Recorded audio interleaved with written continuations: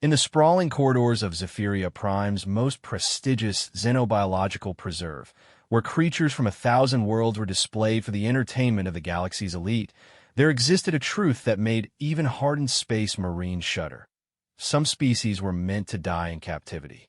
The Kethvara, apex predators from the war-torn Crimson Nebula, had never survived more than 6 months in any facility across known space. Their massive forms, resembling the ancient lions of Earth, but standing 12 feet the shoulder with crystalline manes that could slice through starship hull plating, simply withered away despite the most advanced care protocols the galaxy could provide. For 3 years, Zephyr's specimen had been deteriorating in Sector 7's maximum security enclosure, forgotten by administrators who had written off their investment, ignored by alien staff who whispered that the beast carried a curse, and avoided by visitors who could sense the raw despair emanating from behind the energy barriers.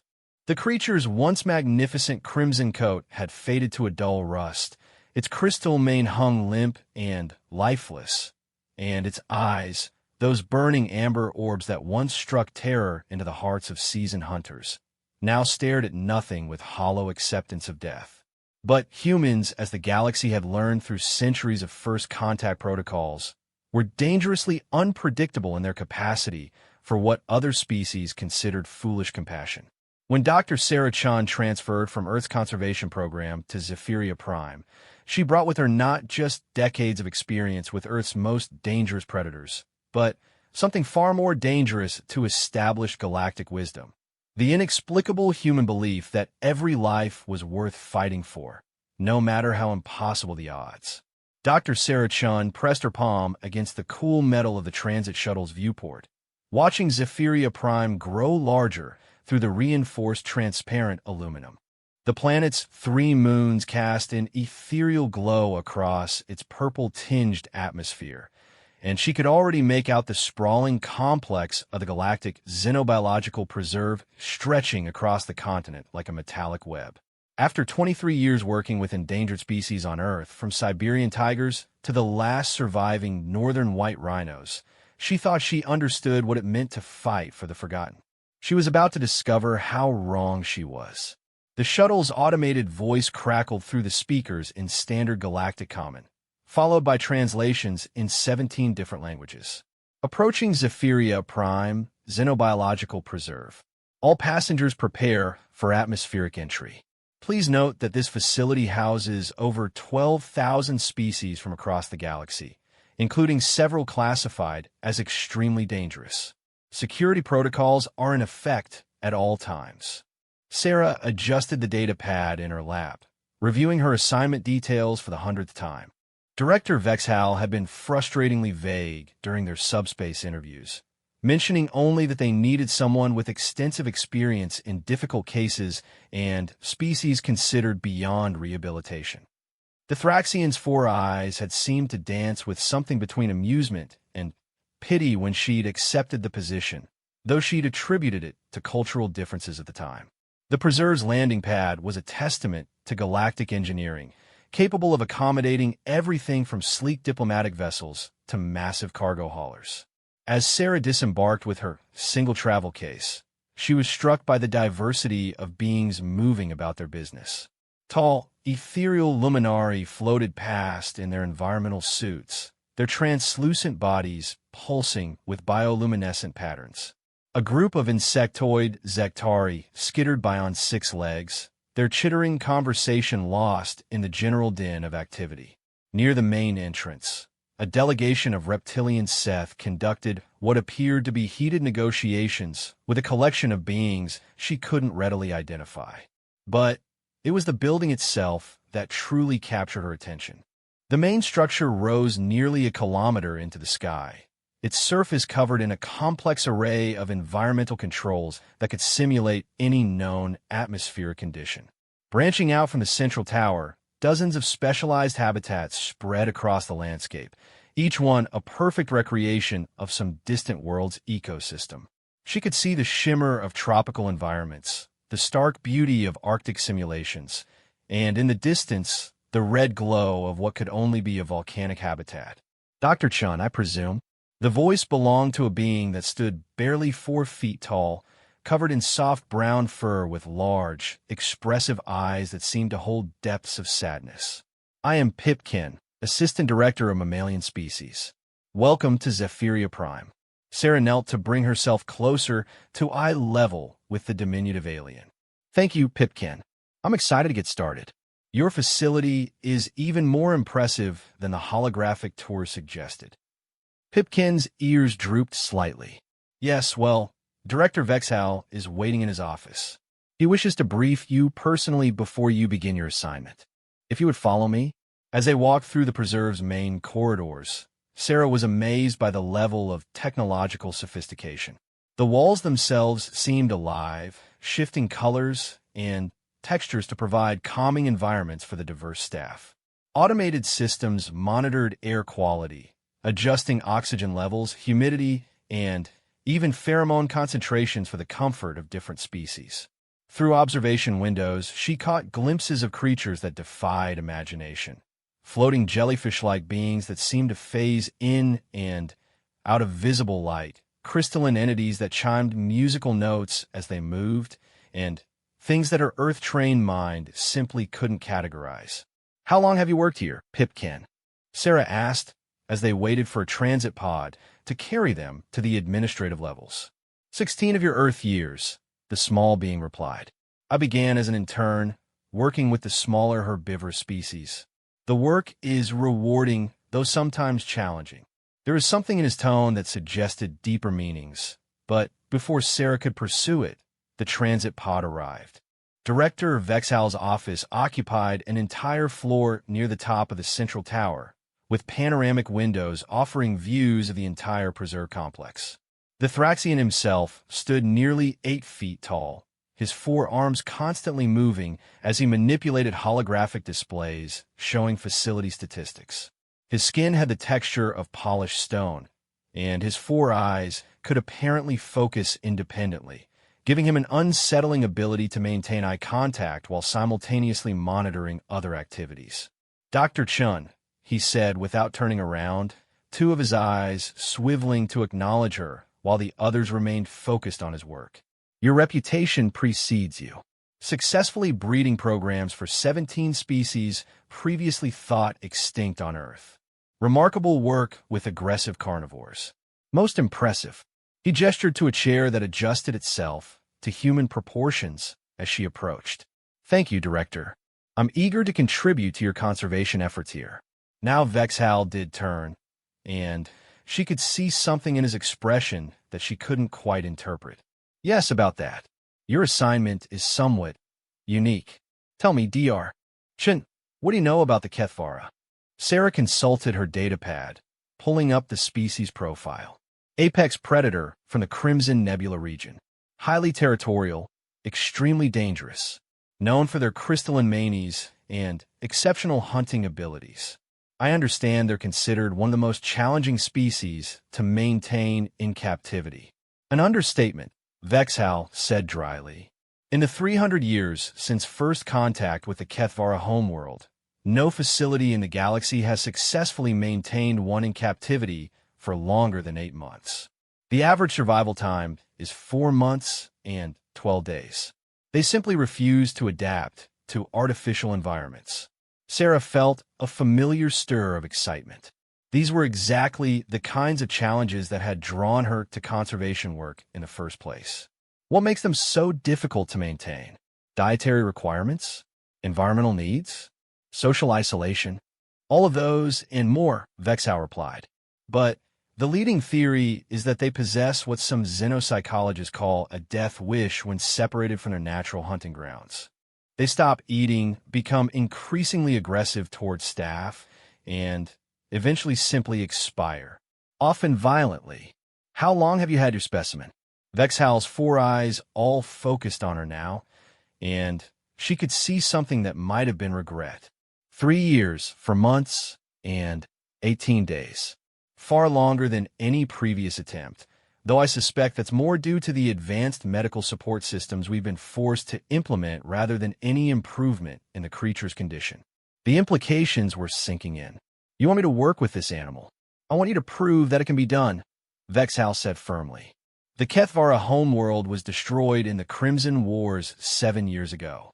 A rogue planet-killer weapon turned their star into a black hole. As far as we know, the specimen in Sector 7 is the last of its species in existence. If we cannot find a way to help it thrive in captivity, the Kethvara will join the growing list of species lost forever to galactic conflicts. Sarah felt the weight of responsibility settling on her shoulders. She'd worked with the last surviving members of species before, but never under these circumstances. What have previous attempts focused on? Standard protocols, Vexhal admitted. Optimal nutrition, environmental controls, medical monitoring. Every approach has been based on what works for similar species from other worlds. But perhaps, he paused, manipulating a holographic display that showed the preserve's layout.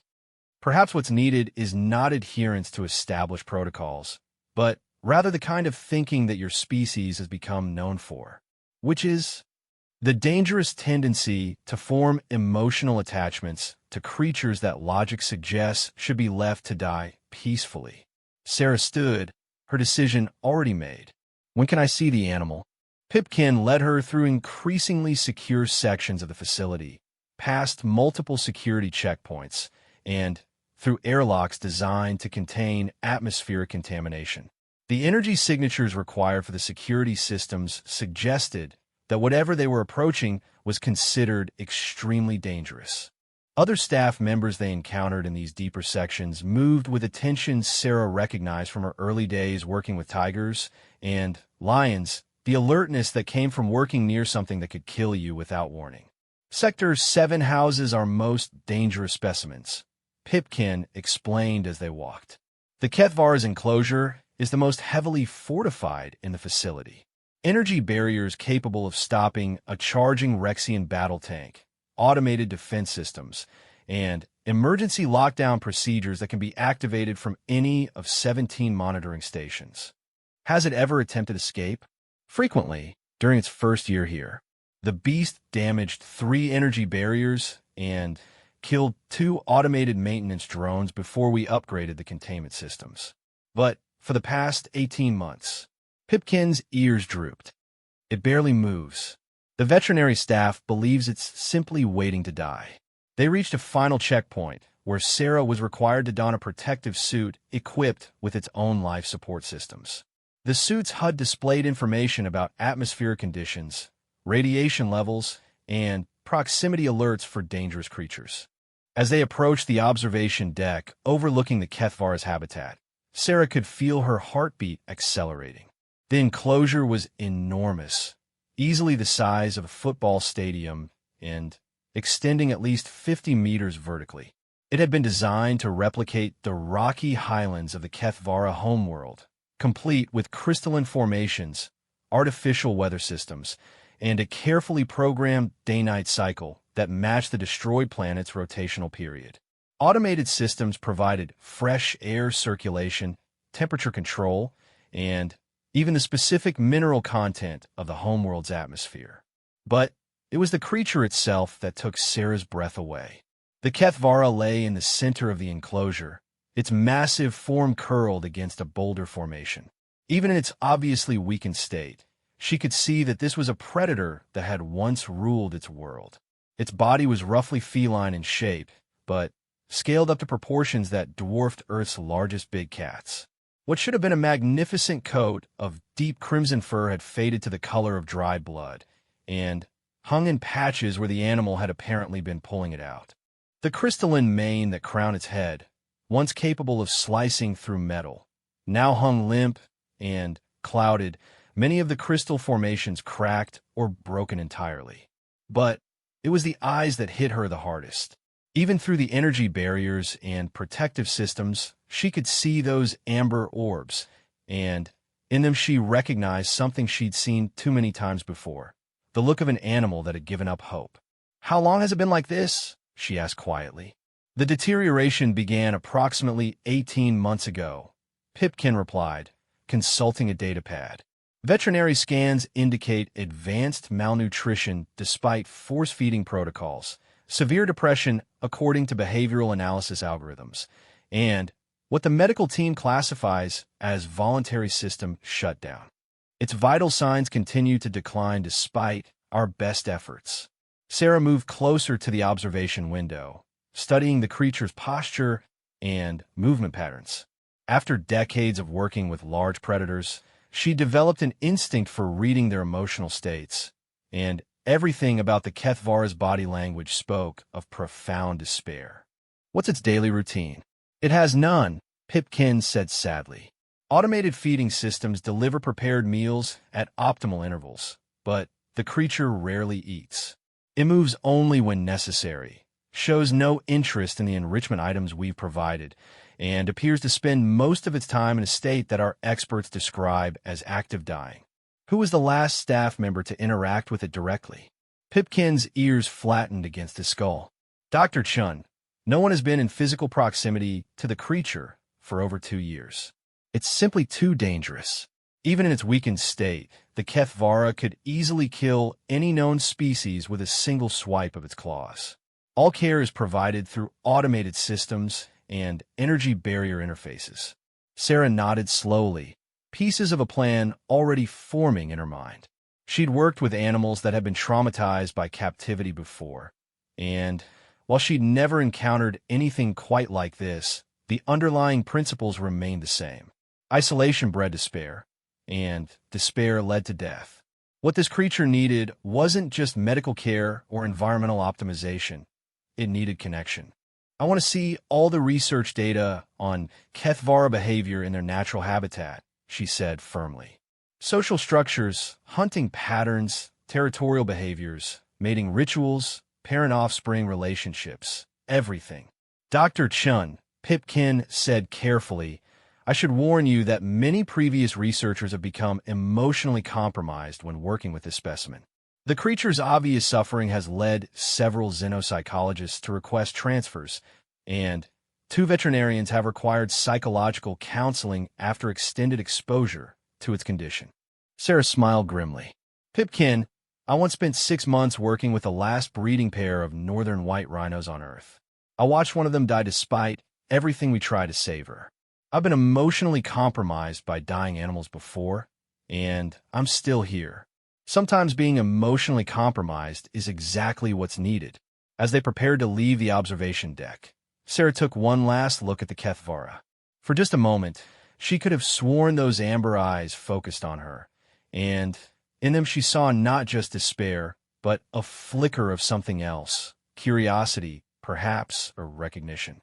It was probably her imagination, but she chose to take it as a sign. Walking back through the facility's corridors, Sarah's mind was already racing with possibilities. Traditional approaches had failed because they treated the Kethvara as a specimen to be maintained rather than an individual to be understood. But humans had always excelled at forming connections across species barriers, often in defiance of logic or safety. If she was going to save the last of the Kethvara, she would need to do something that every other caretaker in the galaxy would consider impossibly dangerous. She would need to treat it not as a monster to be contained, but as a being worthy of trust and companionship. And if that meant putting herself at risk, well, that was simply the price of hope. Sarah spent her first week at the preserve immersing herself in everything the galaxy knew about Kethvara behavior, and what she discovered only strengthened her conviction that the traditional approach was fundamentally flawed. The research data painted a picture of a species that was far more complex than their fearsome reputation suggested. In their natural habitat on the crystalline highlands of Kethvar Prime, these apex predators had lived in small family groups called resonance pods, typically consisting of a mated pair and their offspring. The crystal formations in their manes weren't just weapons. They were sophisticated communication devices that could generate and detect subsonic frequencies across vast distances. Kethvara could maintain emotional and psychological connections with their pod members even when separated by hundreds of kilometers during hunts. More importantly, the research revealed that Kethvara were highly intelligent, displaying problem-solving abilities that rivaled some of the galaxy's recognized sapient species. They used tools, developed complex hunting strategies, and pass cultural knowledge from one generation to the next.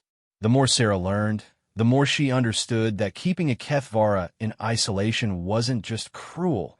It was the equivalent of solitary confinement for a being whose very identity was built around connection and communication. Director Vexhal isn't going to approve this, Pipkin said nervously as he reviewed Sarah's proposed modifications to the care protocols. They were sitting in a small conference room adjacent to Sector 7, surrounded by holographic displays showing her research findings.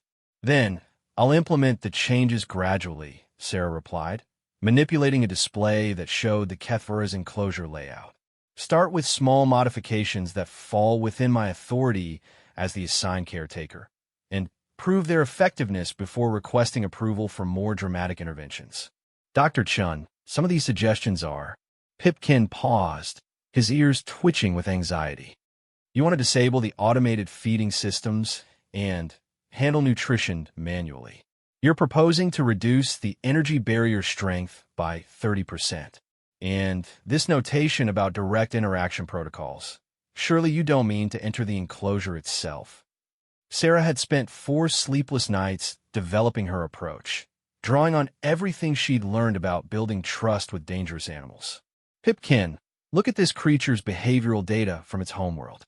Kethvara were never solitary hunters. They coordinated their activities with their pod members through constant communication. This animal has been cut off from any form of meaningful interaction for over 3 years. It's not dying from any physical ailment. It's dying from loneliness." She brought up a holographic representation of Kethvara neural activity, comparing scans from wild specimens with data from their dying captive. The neural pathways associated with social bonding and communication have essentially shut down. Its brain is protecting itself from the pain of isolation by suppressing the very systems that make it a Kethvara. "Even if your theory is correct," Pipkin said carefully, "how do you propose to address it without getting yourself killed? The creature is still a 12-foot-tall apex predator with claws that can slice through hull plating." Sarah smiled, remembering her early days working with rescued tigers that had been traumatized by illegal captivity. "The same way we build trust with any damaged animal, slowly, carefully, and by proving that we're not a threat. But first, I need to reestablish its interest in living." Her initial modifications were subtle, but significant. She replaced the automated feeding systems with manual delivery, preparing each meal personally and presenting it at different times and locations within the enclosure. Instead of the sterile, nutritionally optimized pellets that had been standard, she researched the Kethvara's natural prey and prepared meals that mimicked the taste, texture, and even the challenge of their original hunting experiences. The response was almost immediate. Within 3 days, the creature had begun showing interest in the food presentations, moving around the enclosure to investigate the different delivery locations. By the end of the week, it was consuming nearly 40% more nutrition than it had under the automated system. "Remarkable," Dr. Zelnax, the facility's chief veterinarian, admitted during their weekly briefing. The tall, blue-skinned medical officer pulled up biometric displays showing the Kethvara's improving vital signs. "Cardiovascular efficiency has improved by 12%, and we're seeing increased neural activity in sectors associated with curiosity and anticipation." Sarah nodded, pleased but not satisfied. The creature is responding to unpredictability and novelty. Its brain is reactivating systems that have been dormant. "But this is just the first step. What's the next step?" Director Vexhal asked, though his tone suggested he wasn't sure he wanted to know. "Environmental enrichment designed specifically for Kethvara psychology. I want to install resonance crystals in the habitat that can simulate the subsonic communications of its pod members. I also want to introduce problem-solving challenges that mimic the intellectual stimulation it would have received during hunts." Vexhal's 4 eyes studied her carefully. "And after that," Sarah met his gaze steadily. "After that, we'll see how it responds to direct social interaction." The crystal installation took 2 weeks. during which Sarah worked with the preserve's engineering team to create synthetic resonance structures that could generate the specific frequency patterns found in HFY communications. The challenge was enormous. They were essentially trying to recreate a form of communication that had evolved over millions of years on an alien world, based on limited research data and theoretical models. But when they activated the first crystal array, the response was dramatic. The HFY's head snapped up from where it had been resting, its amber eyes focusing with an intensity that hadn't been seen since its arrival. It approached the crystal formation cautiously, then began to vocalize low, rumbling sounds that Sarah felt more than heard. "It's trying to communicate with the crystals," she breathed, watching through the observation window as the creature pressed its muzzle against the artificial formations. It thinks it's hearing another HFY. The improvement in the creature's condition over the following weeks was remarkable. It began moving regularly throughout its enclosure, investigating the various crystal formations, and spending hours in what appeared to be attempted conversations. Its coat began to regain some of its original luster, and the damaged crystals in its mane started showing signs of regeneration. But Sarah also noticed something else, a growing restlessness that suggested the artificial communications were providing stimulation without satisfaction. The creature was like someone trying to have a conversation with an echo. The response was there, but it lacked the meaningful content of true interaction. "It's not enough," she told Pipkin during one of their daily observation sessions. "The crystals are helping, but they're just providing stimulus, not genuine communication. It needs real interaction with another intelligent being." "Dr. Chun," Pipkin said quietly, "please tell me you're not considering what I think you're considering." Sarah had been studying the HFY's behavioral patterns for weeks, noting the times when it seemed most calm and receptive. She'd identified specific postures and vocalizations that corresponded to non-aggressive states, and had begun to understand the subtle ways it used its body language to communicate mood and intent. "I need to establish trust," she said finally, "and the only way to do that is through direct interaction." "It could kill you without even meaning to," Pipkin protested. "A playful swipe from those claws, a friendly nudge from a creature that weighs over 800 kilograms. Dr. Chun, this isn't a domesticated animal. It's an alien apex predator that's been in isolation for years." Sarah had been having the same arguments with herself for days, but every time she watched the creature's futile attempts to communicate with the artificial crystals, her resolve strengthened. "Pipkin, I've read every report from every facility that has attempted to maintain a HFY. Do you know what they all have in common? They all treated these animals as dangerous specimens to be contained rather than as intelligent beings to be understood. Because that's what they are." Pipkin's voice rose with frustration. "Dr. Chun, I understand your desire to help, but this isn't a calculated risk. It's suicide." "Is it?" Sarah pulled up a holographic display showing the HFY's recent behavioral data. "Look at its aggression indicators over the past month. Physical tension has decreased by 60%. Stress hormones are at the lowest levels recorded since its arrival. This creature isn't looking for something to kill. It's looking for something to connect with." She spent another week preparing, studying recordings of HFY vocalizations, and practicing the basic postures that indicated peaceful intent. She also worked with the engineering team to install emergency intervention systems that could extract her from the enclosure in seconds if necessary, though she hoped she'd never need them. On the day she finally decided to make contact, Sarah stood outside the enclosure's entry port, wearing minimal protective gear, just enough to satisfy safety regulations without appearing threatening to the HFY. Through the observation window, she could see the creature resting near its favorite crystal formation, occasionally making the low rumbling sounds that had become its primary activity. "Dr. Chun," Pipkin's voice came through her communication device. "The emergency extraction systems are active, and we have medical teams standing by. You can abort this at any time." "I know," she replied, her hand on the entry control. "But if we're going to save the species, someone has to be willing to trust first." The entry port cycled open, and Sarah stepped into the Kethvara's world for the first time. The air was thick with the scents of alien minerals and the musky odor of the great predator, and she could feel the subsonic vibrations from the crystal formations resonating in her bones. The creature's head turned toward her immediately, those amber eyes focusing with an intensity that sent primal warnings through her nervous system. For a long moment, neither of them moved. Sarah held herself in the least threatening posture she could manage, arms at her sides, avoiding direct eye contact while keeping the Kethvara in her peripheral vision. The creature watched her with what she could only interpret as curiosity, its massive head tilted slightly to one side. Then, moving with surprising grace for something so large, the Kethvara rose to its feet. Sarah's breath caught in her throat as she got her first full view of the creature at close range. Even in its weakened state, it was magnificent, a predator that had once ruled an entire world, reduced to a shadow of its former glory, but still possessing a presence that spoke of power and intelligence. The creature took a step toward her, then another, moving with the careful deliberation of an animal evaluating a new situation.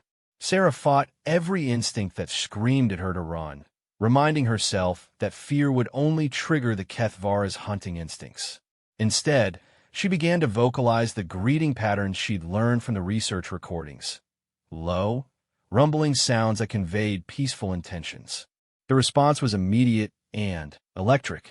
The Kethvara's ears perked forward, and it answered with a vocalization of its own, a complex pattern of tones that seemed to carry layers of meaning. For the first time in over 3 years, the last of the Kethvara was engaged in actual communication with another intelligent being. Sarah Pipkin's voice was barely a whisper through her communicator. Its vital signs are spiking, but not in an aggressive pattern. It's excited. She could feel it too. The creature's entire demeanor had changed, its posture shifting from the defeated slump that had characterized its captivity to something approaching alertness.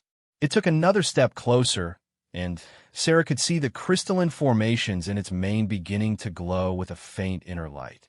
The first time anyone had observed this phenomenon in captivity. Slowly, carefully, Sarah extended one hand toward the creature, palm up in the universal gesture of peaceful offering. The Kethvara regarded her hand with apparent fascination, then lowered its massive head to investigate. Sarah felt the warm breath of the alien predator against her skin, caught the scent of minerals and ozone that seemed to emanate from its crystalline mane. Then, with infinite gentleness, the creature brushed its muzzle against her palm. The contact sent a shock through both of them. The Kethvara's crystals flared with brilliant light, and Sarah felt a strange resonance in her bones, as if the creature was somehow testing her through frequencies she could barely perceive. For a moment that seemed to stretch into eternity, human and alien regarded each other with mutual recognition of intelligence and intent. Incredible, Dr. Zelnax's voice came through the communication system, thick with emotion. Dr. Chun, the creature's neural activity is showing patterns we've never recorded before. Entire sections of its brain are lighting up, areas that have been dormant since its arrival. Sarah maintained the contact, speaking softly to the Kethvara in a mixture of English and the vocalizations she'd learned from the research data. The creature seemed to understand that she was attempting communication, responding with increasingly complex patterns of sound and light from its crystalline mane. "I think," she said quietly, never taking her eyes off the magnificent creature before her, "I think we're having a conversation." Over the next hour, Sarah remained in the enclosure, gradually building a foundation of trust with the Kethvara. She learned that the creature responded positively to specific vocal patterns and that it seemed to associate the glow from its main crystals with emotional states. Most importantly, she discovered that the Kethvara was not just intelligent, but desperately eager for meaningful interaction.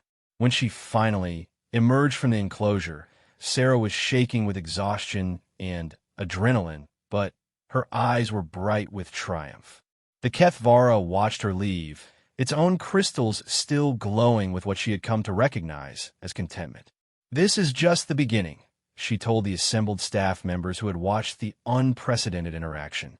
"Now we know it's possible. Now we can start building a real relationship." But even as she spoke, Sarah was aware that she had crossed a line from which there could be no return. She was no longer just the Kethvara's caretaker. She was its partner in a communication that transcended species barriers. And that partnership would be tested in ways she couldn't yet imagine. Word of Sarah's breakthrough spread through the galactic scientific community like wildfire. Within weeks, xenobiologists, behavioral specialists, and conservation experts from across the galaxy were requesting permission to observe the unprecedented interspecies communication taking place at Zephyria Prime. Director Vexhal found himself fielding calls from the Galactic Council Science Committee, major research universities, and even military organizations interested in the implications of human Kethvara bonding. Sarah, meanwhile, had established a daily routine that would have horrified safety inspectors, but had produced remarkable results. Each morning, she entered the Kethvara's enclosure for what had become elaborate communication sessions. The creature, whom she had begun calling Kethran after the Kethvara word for crystal song, had shown dramatic improvements in health and behavior. "The transformation is unprecedented," Dr. Zelnach reported during the monthly review meeting, his blue features animated with scientific excitement. "Cardiovascular function has improved by 47%. Neurological activity is approaching normal ranges for a wild specimen, and muscle mass has increased by nearly 20%. Most remarkably, the crystalline formations in its mane have not only regenerated but are now showing structural improvements beyond what we observed in wild specimens." Sarah nodded, though her attention was partially focused on the datapad at her lap, which showed real-time biometric data from Kethran's enclosure. She learned to interpret the subtle fluctuations that indicated the creature's emotional states, and could tell that it was currently in what she'd come to think of as anticipation mode, waiting for her next visit. "The question," Director Vexhal said, his four eyes focusing on Sarah, "is what we do with this success. The Galactic Conservation Authority is pressing for a full research protocol, with multiple scientists conducting interaction studies. They want to understand how your methods might be applied to other supposedly impossible species." "Absolutely not," Sarah said firmly, looking up from her datapad. "Kethran isn't a test subject for experimental protocols. The relationship we've built is based on trust and consistency. Introducing multiple researchers would be seen as a betrayal and could undo months of progress." Dr. Chun Pipkin said carefully, "The potential applications of your work could revolutionize conservation efforts across the galaxy. Dozens of species currently considered lost causes might be saved using similar approaches." Sarah stood and walked to the window overlooking Sector 7, where she could see Kethran moving through its enclosure with renewed vitality. The creature's coat had regained much of its original crimson brilliance, and its crystal mane caught the artificial sunlight in spectacular displays of refracted color. "I understand the potential," she said quietly, "but there's something else we need to consider first." She turned back to face the assembled staff members, her expression serious. "Kethran isn't just surviving now, it's thriving. Its intelligence and communication abilities are extraordinary, far beyond what any of us expected. Which raises a fundamental question about what we're doing here." "What kind of question?" Vexhal asked, though his tone suggested he suspected where this was heading. "Whether keeping it in captivity is ethical, regardless of how well we care for it." Sarah activated a holographic display showing the complex communication patterns she'd recorded during her interactions with Kethran. "This creature is not just intelligent, it's demonstrably sapient. It has preferences, emotions, and what can only be described as a personality. It's capable of complex, abstract thought and appears to understand its situation." The room fell silent as the implications sank in. The Galactic Council had strict protocols regarding sapient species, including fundamental rights to self-determination and freedom. If the Kethvara could be proven sapient, keeping one in captivity might constitute a serious violation of galactic law. Dr. Chun, Dr. Zelnax said slowly, "Are you suggesting that we're essentially keeping a person in a zoo?" "I'm suggesting that we need to consider that possibility very seriously." Sarah brought up another display, this one showing brain activity comparisons between Kethran and various recognized sapient species. The neural complexity is there. The problem-solving abilities are there. The emotional sophistication is there. And most importantly, the desire for meaningful communication and social connection is there. Director Vexhal was quiet for a long moment, his multiple eyes studying the data displays. "If you're correct," he said finally, "it would mean that the entire basis for keeping Kethvara in captivity is fundamentally flawed." "Not just flawed," Sarah replied. "Immoral." The debate that followed consumed the next several hours and would eventually involve ethicists, lawyers, and policy experts from across the galaxy. But while the administrators argued about protocols and precedents, Sarah returned to Sector 7 for her daily visit with Kethran, unaware that it would prove to be one of the most important conversations of her life. The creature greeted her with what had become their ritual, a complex pattern of vocalizations and crystal resonances that conveyed recognition, pleasure, and invitation.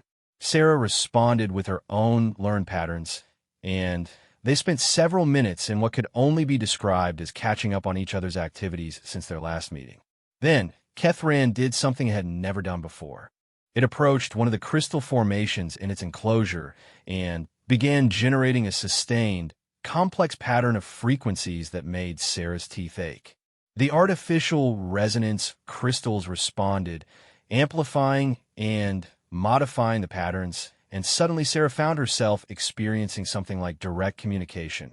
Not words or images, but impressions and emotions flowing directly into her consciousness. Curiosity, question, understanding of situation, desire for truth. Sarah gasped, stumbling backward as the psychic contact overwhelmed her human nervous system. Kethran immediately ceased the resonance patterns and approached her with obvious concern, nuzzling her gently and vocalizing what she'd learned to recognize as apology and reassurance. "It's okay," she said shakily, steadying herself against the creature's massive shoulder. "I'm okay. But, Kethran, what did you just do?" The creature's response was another careful burst of resonance, much gentler this time, and again Sarah felt the alien thoughts touching her mind. This time she was better prepared, and the sensation was less overwhelming. Knowledge sharing, species understanding, important communication. Images began to form in her consciousness. Not visual images, but conceptual ones that her brain translated into something she could comprehend. She saw Kethvar Prime as it had been, a world of crystal forests and singing mountains where Kethvara lived in harmony with their environment. She felt the terror and confusion when the planet killer weapon had torn their sun apart, experienced the desperate flight that had led to Kethran being captured by evacuation vessels. But most powerfully, she felt Kethran's understanding of its own situation. The creature knew it was the last of its kind. It knew it was being kept in captivity for its own protection. And it had been watching Sarah, learning about humans, developing its own theories about what she was trying to accomplish. Trust, partnership, mutual respect. "You understand," Sarah whispered, tears streaming down her face as she comprehended the full depth of intelligence behind those amber eyes. "You understand everything, don't you?" Affirmation, gratitude for recognition, hope for future. When Sarah emerged from the enclosure 2 hours later, she was fundamentally changed. The philosophical debate about Kethvar sapience was over. She had experienced firsthand the sophisticated consciousness of a being that was undeniably a person, not a specimen. "Director Vexhal," she said, still shaking from the intensity of the communication, "I need to speak with you immediately, and I need you to contact the Galactic Council's Ethics Committee." The weeks that followed were a whirlwind of hearings, evaluations, and precedent-setting decisions. Sarah found herself testifying before committees of beings from across the galaxy, describing her experiences and defending her conclusions about Kethvar intelligence. The process was complicated by the fact that Kethran's telepathic communication abilities appeared to be unique to its species, making independent verification difficult. But the evidence was overwhelming. Kethran demonstrated problem-solving abilities that surpassed many recognized sapient species, showed complex emotional responses, and, most convincingly, began communicating directly with the committee members through carefully modulated resonance patterns that skilled telepaths could interpret.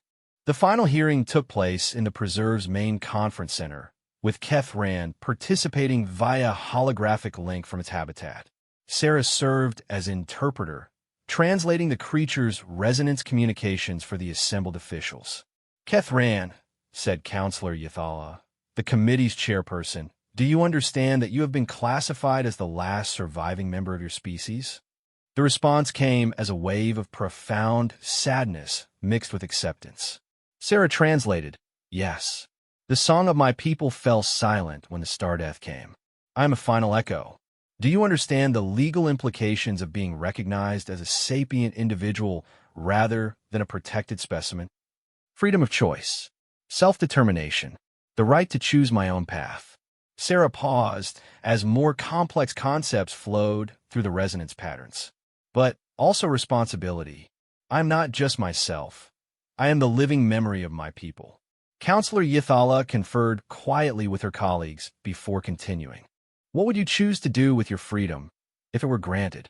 The answer that came through the crystal resonance was complex and multi-layered, requiring several minutes for Sarah to translate fully. Kethran says that it wants to continue living, but not just surviving. It wants to share the knowledge and culture of its people so they won't be completely lost. It's interested in working with researchers to preserve Kethvara history and potentially contributing to conservation efforts for other endangered species. And what about reproduction? We understand that Kethvara typically require genetic material from multiple individuals for successful breeding. As the last of your kind, the response was tinged with melancholy, but also determination. "The circle of my bloodline ends with me, but the circle of knowledge can continue. I can teach others what it means to think like a Kethvara, to see the world through crystal song. Perhaps in that teaching, something of my people will survive." The committee's decision was unanimous. Kethran would be granted full recognition as a sapient individual with all the rights and protections that status entailed. The preserve would be converted from a captive facility to a collaborative research center, with Kethran as a willing partner rather than a specimen. More importantly, the precedent established by the case led to a galaxy-wide reevaluation of conservation protocols. The Chun guidelines became standard procedure for working with intelligent species, emphasizing communication, respect, and partnership over containment and control. But for Sarah, the most meaningful outcome was simpler and more personal. 3 months after the hearings concluded, she was sitting in Kethran's habitat, now officially redesigned as a cultural preservation center, working on the 3rd volume of what would become the definitive guide to Kethvar civilization. "Tell me about the resonance ceremonies," she said, her fingers poised over her data recorder. The crystal formations around them hummed with complex harmonies as Kethran shared memories that stretched back generations. Through their unique telepathic bond, Sarah experienced echoes of a civilization that had achieved harmony between technology and nature, a people who had sung their science and painted their poetry with living light. When the crystal trees bloomed in the season of the 7th moon, came the translated memory. The young would gather in the singing caves to learn the old harmonies. Each family had its own note patterns, passed down from the first singers who tamed the wild crystals. As Sarah recorded the precious memories of a lost world, she reflected on how much both of their lives had changed. Kethran had found a new purpose in preserving the legacy of the Kethvara, while she had discovered a form of interspecies communication that challenged everything the galaxy thought it knew about consciousness and connection. Outside the habitat's transparent walls, ships arrived daily carrying researchers, diplomats, and scholars eager to learn from the unprecedented partnership. The preserve had become a symbol of hope for dozens of impossible species previously considered beyond salvation.